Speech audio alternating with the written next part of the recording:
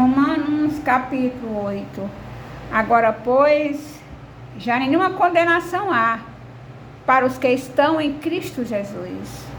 Porque a lei do Espírito da vida em Cristo Jesus te livrou da lei do pecado e da morte.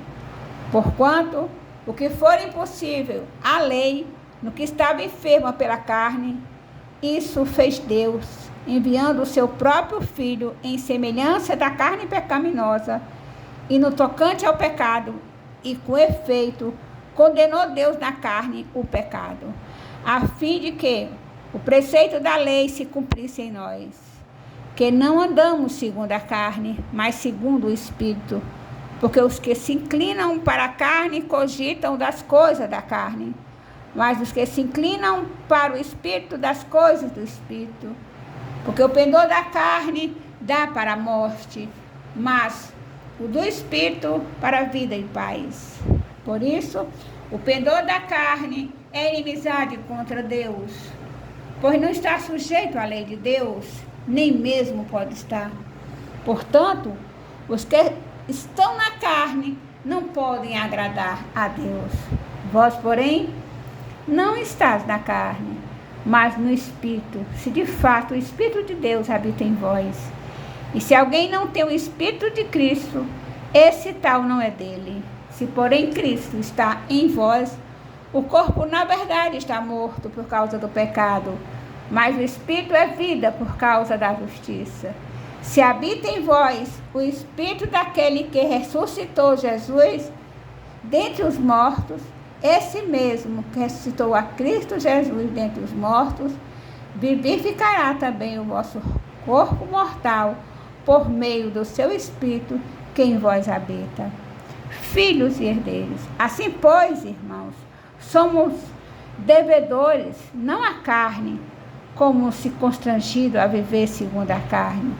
Porque se viverdes segundo a carne, caminhais para a morte.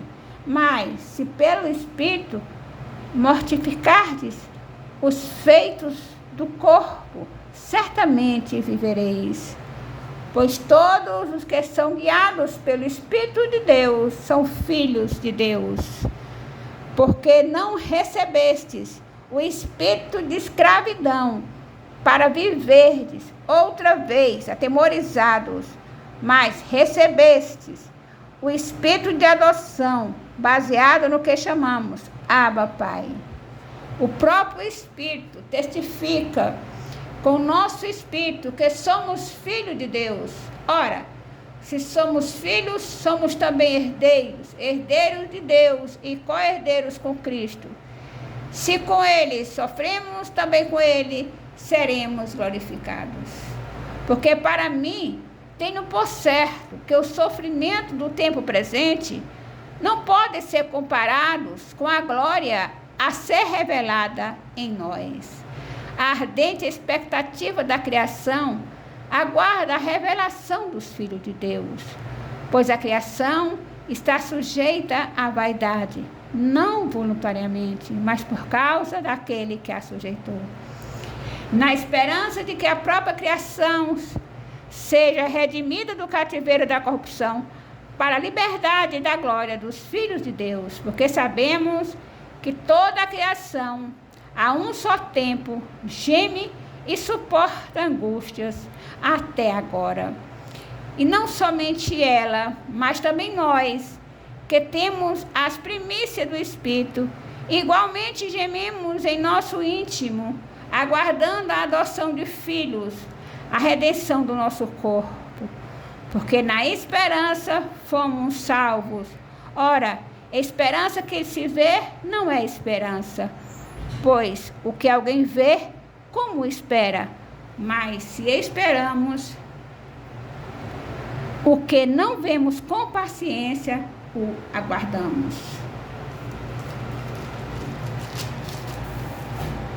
Também o Espírito, semelhantemente, nos assiste em nossa fraqueza, porque não sabemos orar como convém, mas o Espírito intercede por nós sobremaneira, com gemidos inexprimíveis. E aquele que sonda os corações sabe qual é a mente do Espírito, porque segundo a vontade de Deus é que ele intercede pelos santos. Sabemos que todas as coisas cooperam para o bem daqueles que amam a Deus, daqueles que são chamados segundo o seu propósito. Porquanto aos que de antemão conheceu, também os predestinou para serem conforme a imagem do Filho, a fim de que ele seja o primogênito entre muitos irmãos. E ao que predestinou, a este também chamou. E aos que chamou, a este também justificou. E aos que justificou, a estes também glorificou. Que diremos, pois, à vista dessas coisas? Se Deus é por nós, quem será contra nós? Aquele que não poupou seu próprio Filho, antes por todos nós o entregou, porventura não nos dará graciosamente com ele todas as coisas? Quem intentará acusação contra os eleitos de Deus? É Deus quem os justifica. Quem os condenará? É Cristo Jesus quem morreu, ou antes quem ressuscitou, o qual está à direita de Deus e também intercede por nós. Quem nos separará do amor de Cristo? Será tribulação, ou angústia, ou perseguição, ou fome, ou nudez, ou perigo, ou espada? Como está escrito: por amor de ti somos entregues à morte o dia todos. Fomos considerados como ovelhas para o matadouro.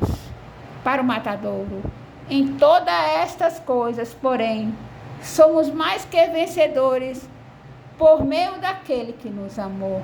Porque eu estou bem certo de que nem a morte, nem a vida, nem os anjos, nem os principados, nem as coisas do presente, nem do porvir, nem os poderes, nem a altura, nem a profundidade, nem qualquer outra criatura poderá separar-nos do amor de Deus que está em Cristo Jesus, nosso Senhor.